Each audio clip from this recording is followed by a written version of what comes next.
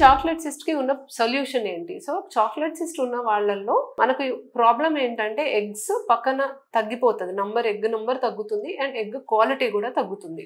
And chocolate cyst ఉన్నప్పుడు అండాశయానికి గర్భసంచికి మధ్య అతుకులు ఏర్పడొచ్చు, tubes కి అతుకులు ఏర్పడొచ్చు, ట్యూబ్ అనేది బ్లాక్ అవ్వచ్చు, కొన్నిసార్లు పేగులకి అతుకులు ఏర్పడి బాగా పెయిన్ అనేది వస్తుంది. పీరియడ్ టైంలో బాగా పెయిన్ రావడం, హస్బెండ్ వైఫ్ కలిసినప్పుడు బాగా పెయిన్ రావడం, మోషన్కి వెళ్ళినా యూరిన్కి వెళ్ళినా పెయిన్ రావడం, ఇలాంటి సిమ్టమ్స్ అనేవి చూస్తాం.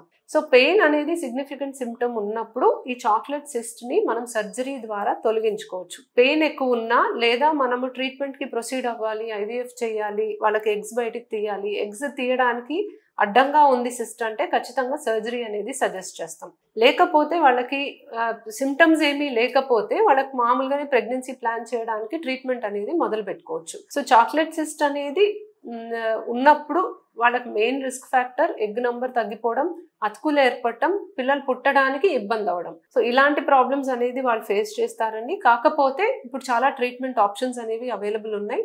సర్జరీ చేయొచ్చు, లేకపోతే ట్రీట్మెంట్ ద్వారా ఐయుఐ, ఐవీఎఫ్ లాంటి ట్రీట్మెంట్స్ ద్వారా వీళ్ళకి ప్రెగ్నెన్సీ వచ్చేలాగా ప్లాన్ చేసుకోవడానికి కూడా అవకాశం ఉంటుంది. చాక్లెట్ సిస్ట్ ఉంది, మాకు ఇంకా పిల్లలు పుట్టరు అని భయపడాల్సిన అవసరం లేదు. ఇది మందులకి కరగదు అని కూడా మీరు భయపడాల్సిన అవసరం లేదు. ఎందుకంటే ట్రీట్మెంట్ ఆప్షన్స్ అయితే అవైలబుల్ ఉన్నాయి.